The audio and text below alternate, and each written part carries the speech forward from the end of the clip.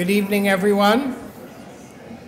I'd like to welcome you all this evening to the Oriental Institute. I'm Gil Stein, the director of the Institute, and I'm delighted to see such a large turnout for the opening of our new exhibit, Before the Pyramids. I hope everyone is particularly well-groomed this evening because we're being simulcast to a University of Chicago alumni group in Omaha. So I want to give a shout out to our U of C homeboys in Omaha.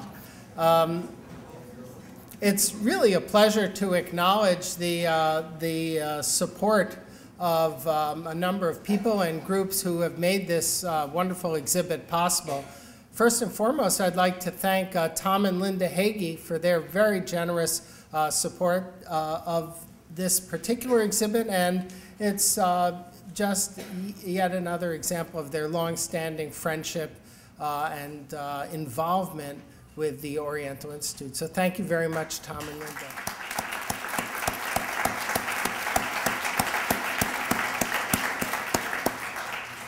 I also wanted to thank the American Research Center in Egypt, their director, Gary Scott, who's with us this evening, for their support of this exhibit. And it's wonderful to see you back here, and we're glad that your proximity to Tahrir Square in Cairo wasn't harmful to you. So welcome. And thank you again on behalf of the Oriental Institute. I also want to thank Exelon Corporation, who is a great corporate friend to the Oriental Institute, and they also provided very generous support to us. And finally, you as the members of the Oriental Institute, your support, financial and with your time and interest and involvement is also a crucial element in this exhibit. So we deeply appreciate your interest and involvement in what we do. This exhibit is a real milestone in many ways for the Oriental Institute, and I think it epitomizes the very best that we can do in combining both our public function of trying to make parts of the history of the ancient Near East accessible to a broader public, and also in terms of scholarly excellence, which I think you will see in this exhibit as well, and in its remarkable catalog. The problem of the pre-dynastic in Egypt is a very important and little understood one. The idea of the origins of the Egyptian state is not well known and is really only a product of the last century, really, since Sir Flinders Petrie.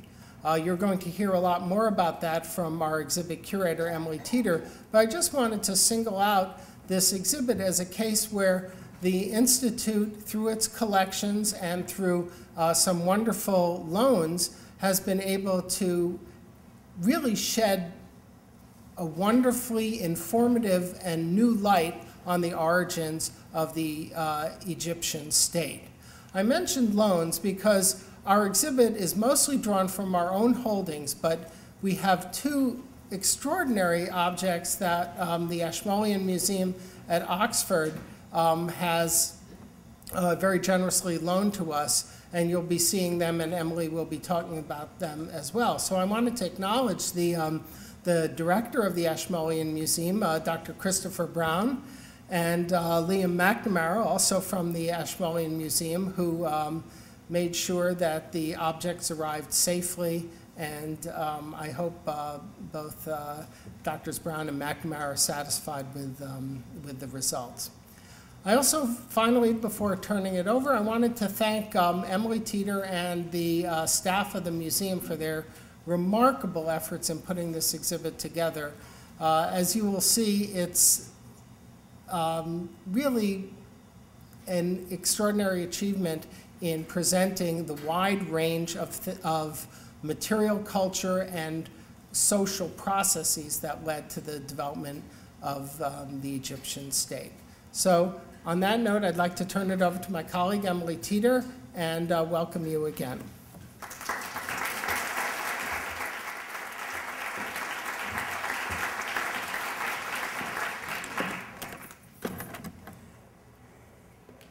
I've got all sorts of electronics up here, so I'm trying to get settled. Also, there are seats down in front. So please, if you want to come forward, there are places to sit.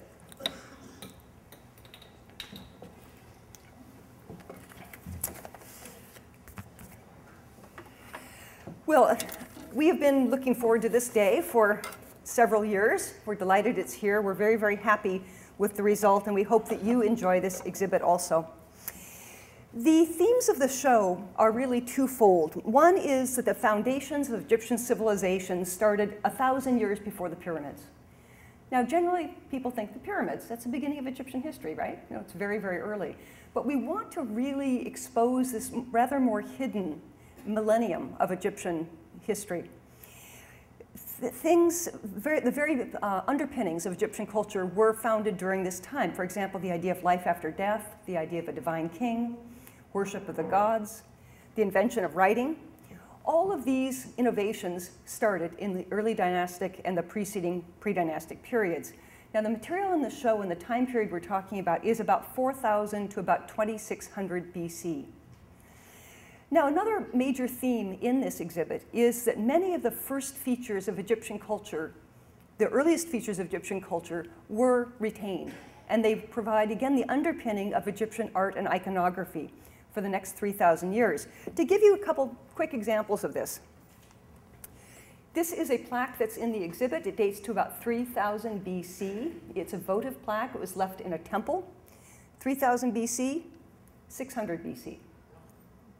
2,500 years difference. And you can see exactly the same sort of motifs. Or this, the Narmer palette. We have a cast of it in our exhibit. We couldn't get the original out of Cairo. They weren't going to loan it. But this is 3,100 BC. This is 50 BC, 3,000 years later. And so it is really very, very important to take a look at this period. It was so very influential in creating Egyptian culture. Our show consists of about 130 objects from the Oriental Institute's collection. Most of this is excavated by British groups under Flinders Petrie. Then we have the two masterworks from the Ashmolean Museum, which I am still just astounded that we have them, and we're very, very grateful to the Ashmolean for collaborating in this project. Now, one of the major incentives to do this show was to really look at the state of pre-dynastic Egypt. Because, for example, what I learned in graduate school 25, 30 years ago is basically all wrong. It's changed so dramatically. Our knowledge of the pre-dynastic is evolving very, very rapidly.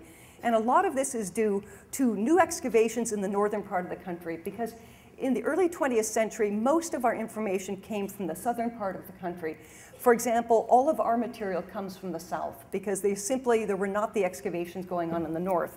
And so this has really completely changed our idea of the rise of the state and the relationship of the southern and northern parts of Egypt. There are certain themes that run through the exhibit. First one is the Nile Valley, talking about the natural resources and how the early Egyptians exploited them, and also trade and contact. Egypt was never in isolation. It was constantly in contact and doing cultural sort of trades with her neighbors to the north, south, and east, and to the west. Another theme is the discovery of the pre-dynastic period. Another, the bulk of the show really is pre-dynastic culture, where you'll see really very good examples of pottery, stonework, carved stone palettes, and stone tools. Another small case deals with earliest writing, because the first writing appears about 3,200 BC, at the very end of the pre-dynastic period. And then there's quite a bit of discussion of religion during this period, and particularly how religion affected kingship, or vice versa. So there is discussion of the first kings and their burials and what we can tell about religion and the idea of kingship from those materials. And then the last panel is the legacy of the pre-dynastic period. So looking at the discovery of the pre-dynastic period, of course, the big figure here is Flinders Petrie, the British archaeologist. He was responsible for excavating many of the pre-dynastic sites. And as I said, most of the material in the show is from Petrie excavations. One of his major contributions to our understanding of the pre-dynastic period was how do we date material before the advent of writing? One of his great contributions was called sequence dating. he did an examination of different types of pottery and arranged pottery by type, by form. And then he rearranged each type to express what looked like developments. Sometimes one style of pottery became more complex, sometimes it became simpler, but he did a sequence of these pots. This does not mean he was giving exact dates to any of this material. He was doing relative dates, so he could tell what was earlier and what was later. This was extremely important because with these early burials of the pre-dynastic date, most of these burials have a lot of pottery in them, but then there are also associated objects, carved ivories, stone, other types of things. So by having this relative dating of the pottery, Petrie could also assign dates to these other types of material that were found in the tombs. In our exhibit, we have a really lovely example of sequence dating. This is the classic Wavy Handled Jar, which shows a progression from, this is actually, the original shape is copied from pottery from the Levant, although this material is made in Egypt, we know from the type of clay. And so you have those great little wavy handles, and then they tend to get, the jars tend to get more cylindrical, getting more and more cylindrical. The wavy handles start being more of a decoration, encircling the jar, getting flattened, until right about before the First Dynasty, these wavy handles turn into a little sort of rope-like design around the top of the vessel. And then by Dynasty I, you start having them made in calcite. And so this shows, it shows several hundred years, or about probably 500 years of development in this pottery sequence. So this is really one of the major, major achievements of Petrie.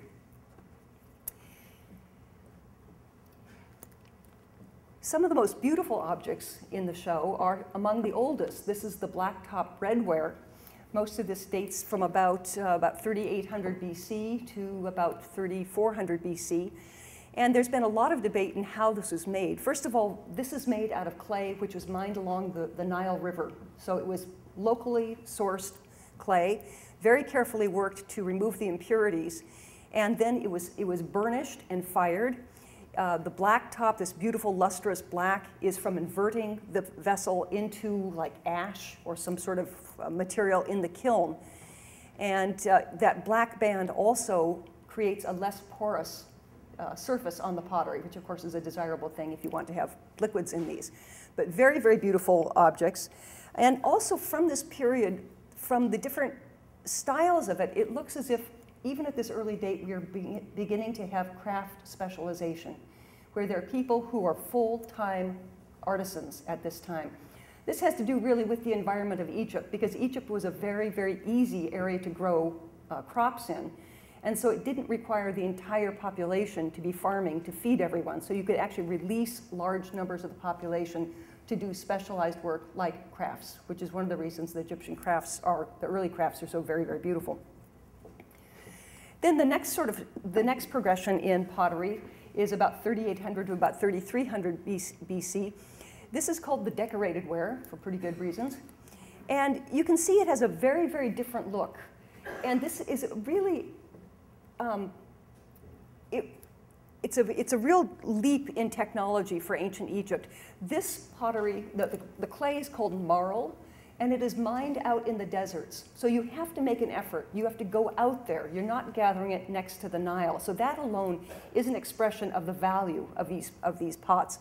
The marl also has to be fired at a much higher temperature, which necessitated the invention of better and more efficient kilns. And so we really see a whole revolution in pottery during this time. Now these pots, as you can see, are decorated. The thing that's very interesting about them is that there is a very, very small range of decoration that normally appears on these, which again indicates that it's probably done by certain workshops that are specializing in these pots. Another very interesting aspect of these is very often when these have been recovered from tombs, they were empty. And so it was not the contents of the vessel that had value, it was the vessel itself. And this makes a lot of sense when we start looking at the iconography, the paintings on these. And recent work on this has suggested that these are funerary in nature. So for example, this one, these large boats, the boats are a very, very common feature on this decorated ware. These were obviously very large boats. These are oars coming down, cabins. and then a symbol, a pole with a standard that is probably refers to a deity or to a location. These are thought to be probably boats that conveyed the deceased to the burial ground.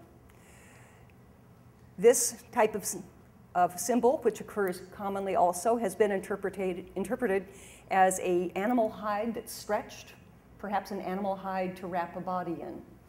Other motifs that we see are refer to regeneration. There are palm trees and different types of things that refer to fertility and rebirth. So these seem to have been funerary works, and very, very beautiful ones. Now, stonework is really fabulous during this period. In fact, the earlier stonework is better than the later stonework. By about the second, third dynasty, by the end of the third dynasty, stonework starts getting, it's just not as nice as it was. Now, first of all, what you can see from this is the range of different types of stone, of colors and patterns that they were working. So there was very clearly an aesthetic value of this. They're going out in search of very specific looks of stone and patterns. So it's very clear that these are not just vessels. I mean, you can certainly make a container out of clay much more easily than you can make one out of stone. And so again, these are high value items that reflected the prestige of the owner. There have been some very interesting reconstructions of making these vessels. The tools are very simple. They are, it's a little hard to see here, but this is called a Wobbly Drill. It's an upright with two stones that creates downward force and centrifugal force to spin. So you turn the top of this, there's a bit in the end of it. No doubt the copper bits are aided a lot by putting sand, putting abrasive like granite sand that actually probably does most of the cutting. So there have been reconstructions of this. One small vessel about 10 centimeters tall and 10 centimeters in diameter required 22 and a half hours to carve. Now, it's also very interesting because some of these are very, very labor intensive. This is the oldest object in the exhibit. This dates to 4000 BC. It is made out of basalt, a very, very hard stone. Basalt is mined primarily in the north, and this comes from, a lot of these show up in the south, so we already have trade. But also this very early form is so kind of whimsical because you already have this cute little triangular foot on it. So they're doing much more than just making a vessel. They're making something that's pleasing. They also have these little lug handles. Probably those were originally to secure a lid over the top of the vessel.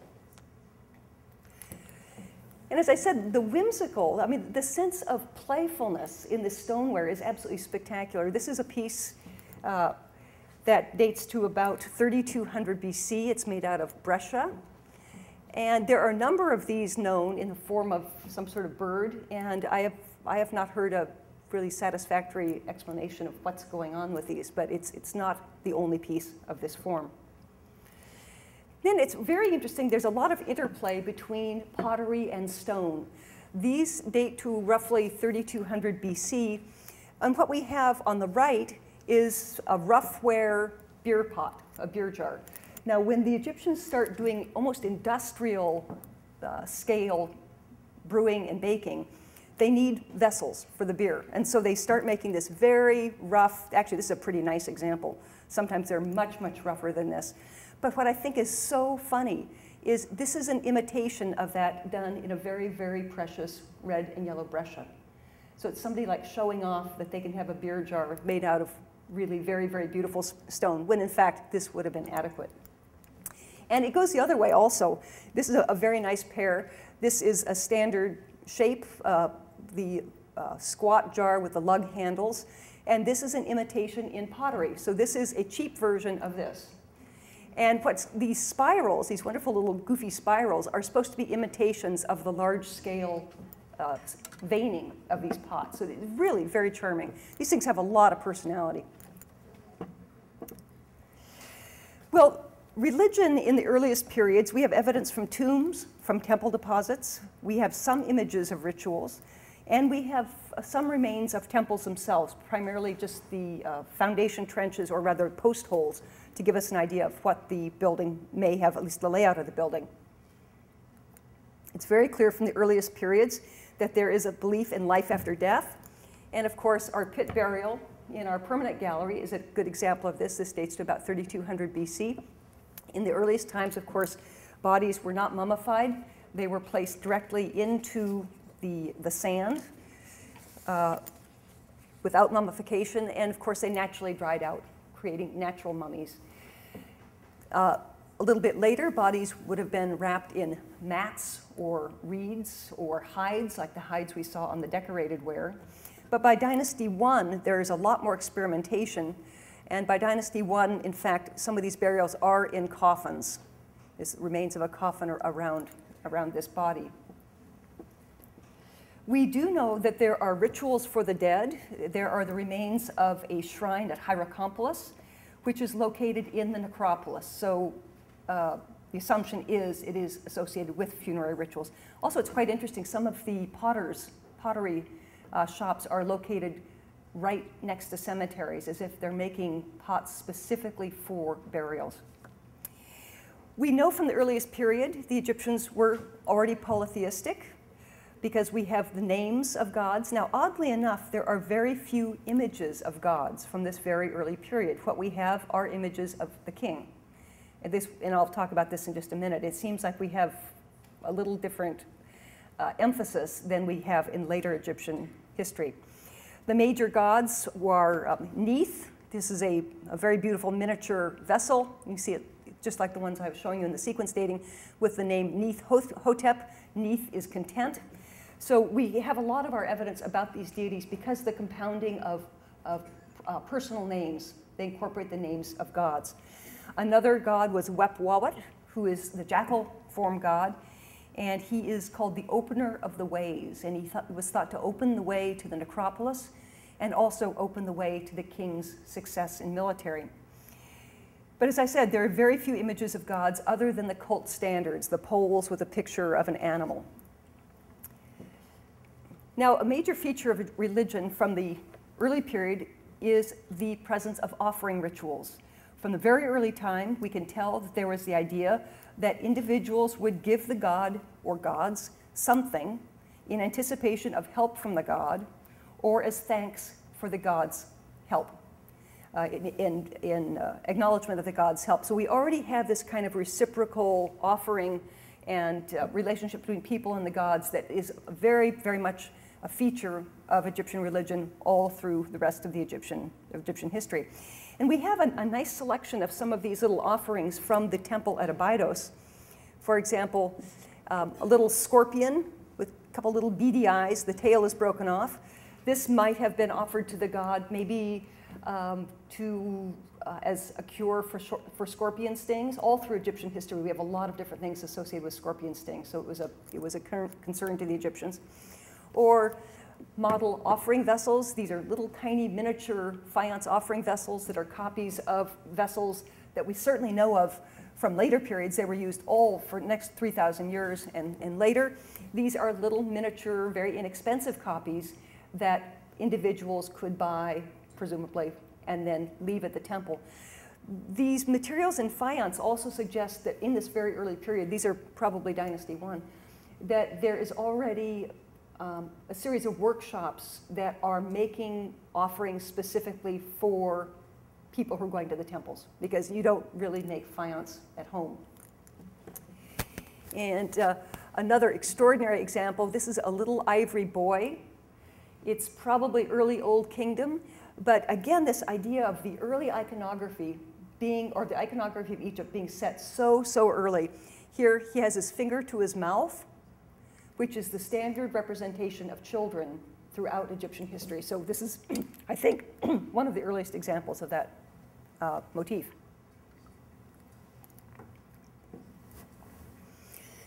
Well, the rise of the state is, of course, a very important part of the story of early Egypt. And we are very, very lucky that one of the objects we have from the Ashmolean is an absolutely iconic piece. This is called the Battlefield Palette. And this is, of course, before writing. This is probably about 3200 BC. And it shows defeated men, their legs just sort of helplessly, like swimming almost. And here we have images of Egyptian gods, probably a falcon and an ibis on these cult standards again. This is an image of something having to do with deity. And you can see here the gods these standards have sprouted arms, and they've pinioned the arms of these enemies behind their back, and they're being sort of frog-marched forward. And so it's a scene of the subjugation of enemies by the Egyptian state. Now, the other side of it is really very, very beautiful. A major theme that we see in early dynastic art and pre-dynastic art is the sense of duality, is the sense of order and chaos. And this is absolutely essential in the understanding the role of the king, because the king was the individual who maintained order and suppressed chaos. Now, the sense of duality is seen, for example, in the crowns, Upper and Lower Egypt, the red and white crown, the lily and the papyrus, all these sorts of things. And so here what we think is going on is this is a date palm which needs human assistance to be fertilized. So this would represent the controlled part of nature, man's control of nature. And then perhaps these very grumpy looking animals are probably the wildness of nature. So again, doing this contrast of wild and subdued, which we see over and over and over again. Now, the next piece that tells the story about the rise of the state is being told by the cast of the Narmer palette.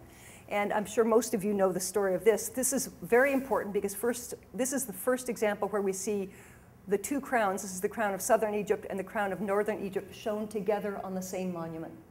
And so when this was discovered at the end of the 1800s, many people thought that this commemorated a specific battle, and Egypt was united, politically united by this king because he is the first to be shown with both of these crowns. But you can see, again, this classic pose of the king smiting an enemy, which is also the icon for smiting chaos, the king being order, and here a falcon, the symbol of the god Horus, which is an incarnation, or the king is the earthly incarnation of the god Horus, with a subduing, again, a person from the marshes, from the north, so you get this whole, again, this idea of the north versus the south. And you can see this is very much like the upper part of the battlefield palette, the same position of the men who are just lost, who are defeated. And then the other side with the king with the crown of northern Egypt, with the gods in procession leading up to defeated, decapitated, and castrated enemies of Egypt. And then here again we have this idea of wild and tamed, the wild animals being tamed by people.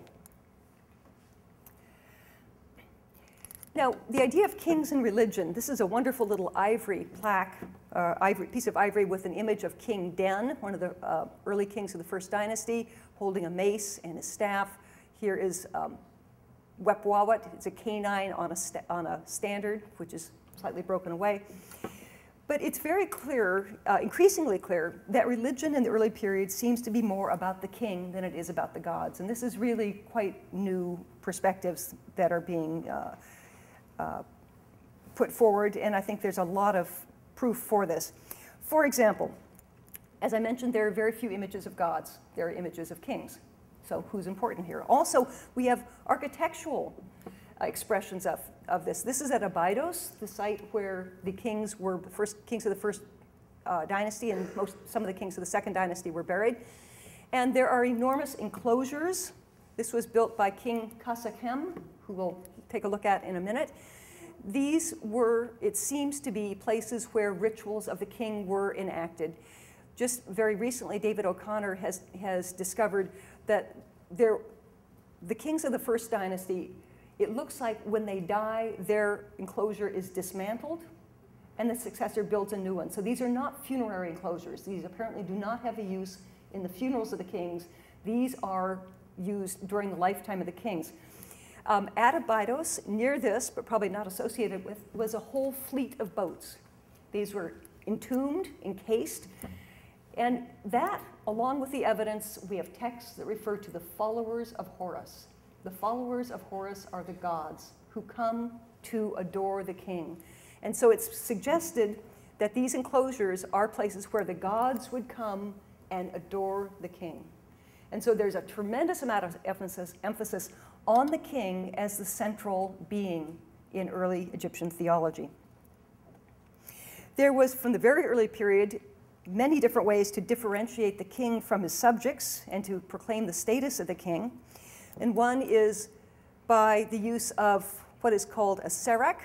This is supposed to be a little palace facade. It looks like this element at the Djoser complex.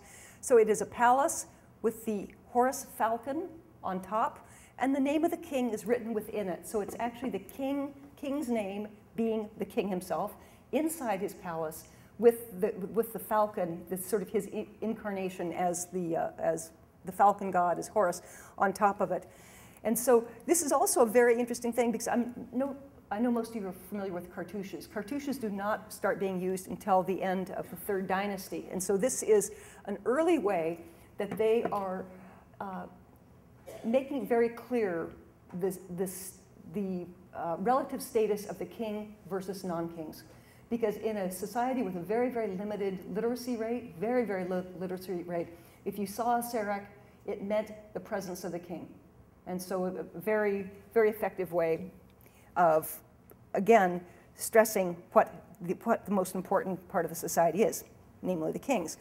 And then, of course, we have the differentiation of the king from the subjects by crowns, this sort of thing, and other types of motifs.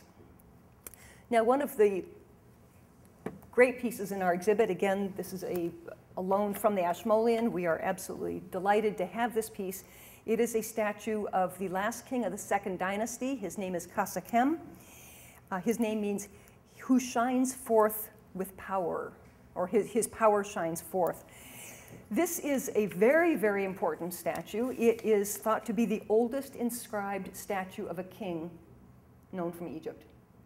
It is, as you can tell, it looks, Egyptian art history will follow this for the next 3,000 years. The frontality of the statue, the blockiness of the throne, the pose of the king, this is established very, very early, and it continues on for 3,000 years. He wears the white crown of southern Egypt. He has a robe on that may be associated with a ritual called the Hebsed or the Jubilee, which is known from other monuments, for example, the Narmer mace head. So a very, very important statue. And we actually know a little bit more about the reign of Khasekhem. Apparently, when he came to the throne, Egypt was embroiled in a civil war, that the state's unity had broken down. And during his reign, he was able to reunify the state. An image, a symbol of that is he changed his name from Khasekhem to Khasekhemwi, which means his double power shines forth. So a sense of the northern and southern parts of the country. But this statue is really incredible because the base, when you look at this, take a very good look at it, there are little scratchy scenes of fallen enemies, kind of like this, just sprawled all over the place. These are the defeated enemies. And you notice they're literally under his feet. And we see this also from later Egyptian statuary.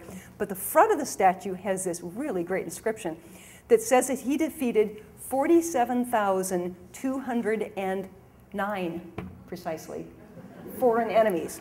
And here's the northern enemy, just like we saw on the Narmer palette with the papyrus coming out of the head. So these are northern enemies. So, but now an issue is this a historical document or is it not a historical document? You know, you'd say, well, he must have counted this. If you've got 47,209, you know, he must know what he's talking about. But it gets very, very squirrely trying to figure out what is fact and what is wishful thinking, what is commemoration, because from later periods we have scenes that repeat. For example, several times in the Old Kingdom there is a scene of a king defeating a Libyan chieftain and says he took X number of prisoners. Exactly that same scene is known about 4 more times, spaced through Egyptian history for the next several thousand years. So either this Libyan, you know, had like 9 lives, you know, well spaced out, or we have to be very careful to take some of these historical records with a grain of salt. If so, this would be, again, a reminder of the king is capable of doing this, that this is the role of the king. Well, the power of the king is also very evident in the royal tombs. For example, this is the tomb of Ware at Abydos. These become very, very complex. The middle of this would have had a very large wooden shrine to the body of the king, and then there would have been offerings left around in the tomb. Now, these tombs were robbed in antiquity several times, so we really don't know what was in them. But we've got little bits and pieces of the material, and it gives you an idea, a little hint of how rich these burials were. For example, from the tomb, we have a lot of different weapons, and we have bone, arrowheads, and then we have things that are just really kind of ridiculous. Crystal arrowheads. I mean, it's wretched excess, it's showing off. We see this very often because the kings have the monopoly over the best materials, over the best workmen. They can do basically whatever they want. And so we see this really kind of over-the-top production of things that could be done in much simpler materials, but it reflects, of course, the power and prestige of the king. Or things like beautiful examples of ivory from the tombs. This is from the tomb of Ware, and this is a leg of a piece of furniture. It's quite small, so it might have been from a game box or a little chest, but in the form of an animal's hoof on a little spool, but beautifully carved. And again, ivory, of course, is very precious, and they're using it in big quantities. In fact, from this tomb, we have a lot of ivory inlays that are overlays that covered presumably wood furniture. And a thing that I find so sort of funny about this is you could interpret these geometric patterns as being basketry or rushware or some sort of rush, which is the material that ordinary people would make their furniture out of. And so the kings are perhaps making wood furniture, covering it with ivory, and saying, oh, it's just, looks like rush. So there's this incredible conspicuous consumption going on in this period.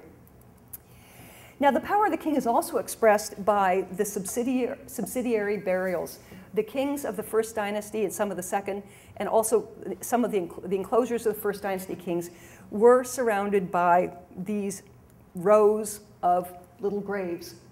And some of the kings had over 300 of these tombs around their own tomb. The question is, well, what are these? Most of them had, at one time, had burials in them. The nature of the circumstances of these burials is hotly contested.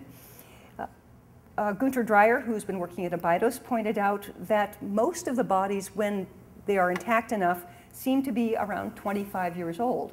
And so it seems kind of unlikely that 300 people who are about 25 years old are dying a natural death all at the same time. And also architecturally, there's some hints because these seem to be roofed at one time, giving us the impression that these people were probably sacrificed and buried next to the king. And it's really very poignant because each of these tombs, presumably, originally had its own little tomb marker. These have all been scattered away from the tombs, and so they're out of context. But we have 3 of them in the exhibit. And so these are really the lifeline to immortality of these people, to eternity, because their name was recorded. So these people had enough status and cachet to warrant being buried next to the king, but also to be commemorated by a tombstone with their name on it.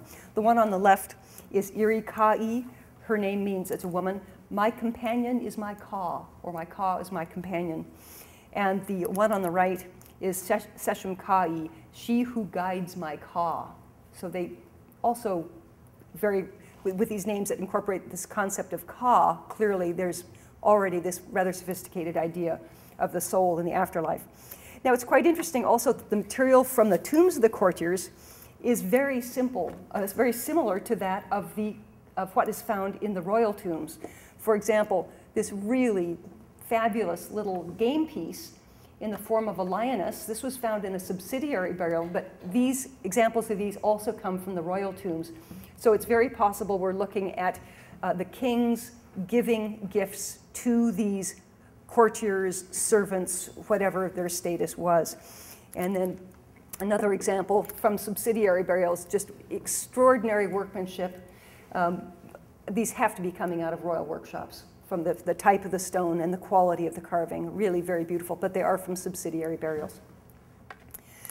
Well, in summary then, I hope that this exhibit gives you a new appreciation of the importance of the earliest era in the formation of Egyptian culture. Thank you very much.